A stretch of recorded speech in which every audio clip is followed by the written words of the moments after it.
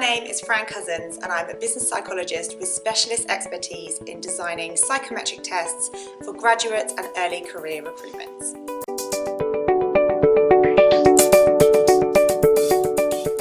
In this video, we'll be talking you through situational judgment tests, why and when they're used, what they measure, what you have to do during a situational judgment test, how they're scored, and how to approach the test to maximise your chances of success.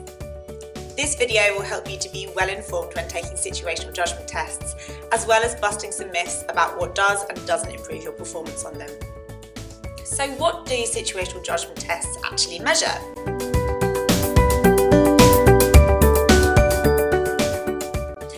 This is a controversial topic in the world of psychometricians, the people who design psychometric tests, as unlike ability tests that clearly measure one thing, for example verbal reasoning, situational judgment tests can measure a range of personality traits and behavioural preferences, also known as soft skills. Another thing that can make it difficult to pin down exactly what situational judgment tests measure is that there are a huge range of situational judgment test types and designs, which we will explain in more detail later on in this video. And finally, some situational judgment tests are designed bespoke for the organisation in question, so are assessing soft skills that are highly specific to that organisation and what that employer is looking for, whereas other situational judgment tests are off the shelf. Common to all situational judgment tests is that they do what they say on the tin. They measure a candidate's judgment in response to situations which are usually challenging. Within this, the test can measure a range of things, and these include but aren't limited to teamwork, leadership, innovative thought, communication skills, problem solving, cultural awareness, and any number of soft skills that are required in challenging situations that you might face at work. Typically, situational judgment tests do not measure ability, so you're unlikely to encounter things like mathematical or verbal comprehension questions when taking a situational judgment test. Situational judgment tests are appropriate for almost every type of role, but are especially popular for entry-level and graduate roles and are favoured by large employers.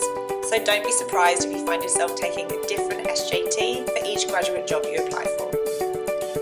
Evidence shows us that situational judgment tests are very good predictors of job performance, and even better when used in combination with ability tests too. In other words, if you perform well on the situational judgment test, chances are you're going to perform well in the role as well. They may look and feel a bit different to the other types of tests that you're used to, such as ability tests, but that doesn't mean that they aren't an important and valid part of your job application process.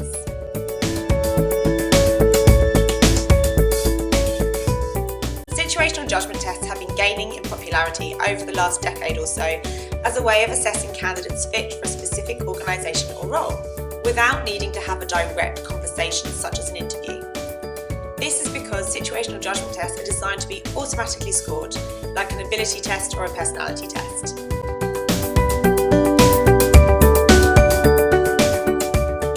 So what will you have to do during a situational judgment test?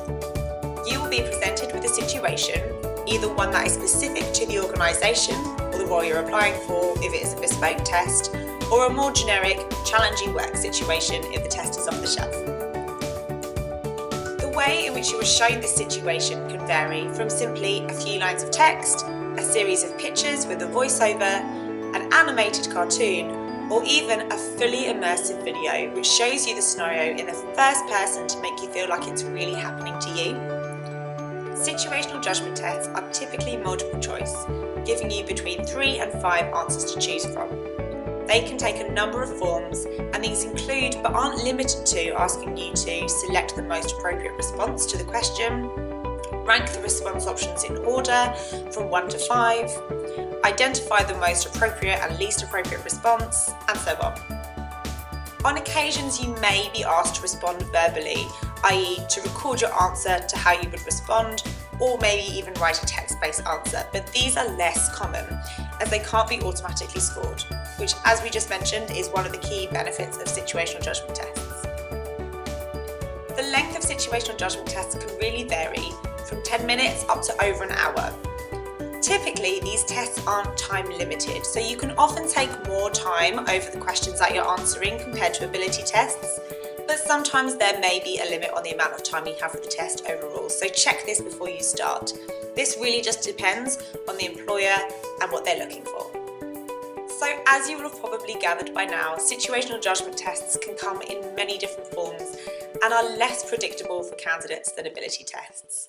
However, it's really important to know that all good employers will be using a test that has been validated, meaning that they have checked that it is definitely measuring what they intend it to, and that it is suitable for use in their organisation. Don't be put off by situational judgment tests. In many cases, they are a great way of gaining insight into what life at that organisation would be like if you were to be successful in getting the job. So they can provide a realistic job preview for you and help you decide if the employer or the role is a good fit for your career.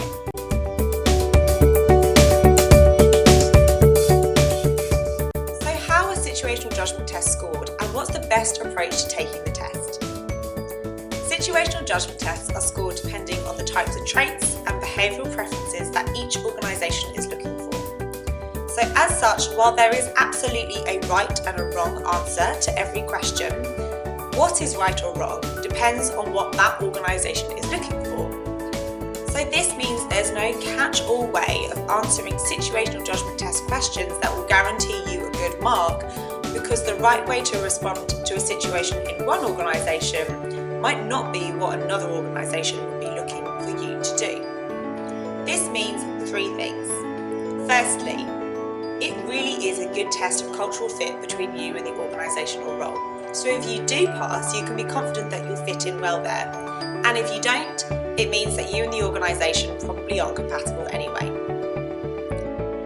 2, it's an absolute waste of money paying somebody to answer situational judgment tests for you, or to pay for situational judgment test answers, because the people who sell these have no idea whether or not the answers they think are correct are in line with what the organisation is looking for.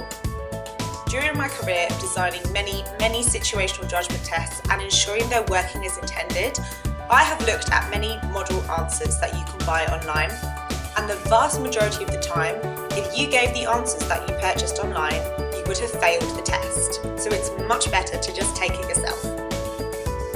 And thirdly, don't be tempted to follow buzzwords to give you clues to the correct answer. So some coaching companies might encourage you to look out for words like collaborate, adapt, consult, and so on. But these words can actually be used as distractors in response options. So they might exist in the wrong answers as well as existing in the right answers. So the best thing to do is just read the full scenario and all of the possible options in order to make a decision on your answer, instead of just trying to guess or choose based on buzzwords. So to maximise your chances of success on scoring well on situational judgment tests, look at the organisation's website to understand about their culture, their values, and the behaviours they're looking for in their employees, and have these in mind when you decide how to respond to each situation in the test. Because situational judgment tests come in so many formats, the way in which they're scored can vary significantly. However, most often you'll be given points for every question that you answer correctly, so the tests are positively marked. In other words, you won't lose marks if you get an answer wrong. For this reason, if you're really stuck on a situation or a question, it's best to just give an answer that you think seems reasonable. Remember that these tests are usually multiple choice as well, and just move on to the next question. It's beneficial to take some practice tests to familiarise yourself with the format of questions asked and the types of scenarios that you'll need to tackle. This means you can spend more time and more effort in the real test on understanding and answering the questions well, as you know what to expect. Make sure you practice a range of situational judgment test formats, so video, text-based and so on, so that you're well prepared for any type of test that you might find yourself taking during the job applications. Pass marks for situational judgment tests can vary significantly, but are usually fairly low, as these tests are intended to be sifting out tools, so removing candidates from the process that are just never going to be a good fit with the company. They're not designed to find the very, very best candidates and select them into the organisation. So for this reason, you'll typically be taking a situational judgment test towards the beginning of an application process.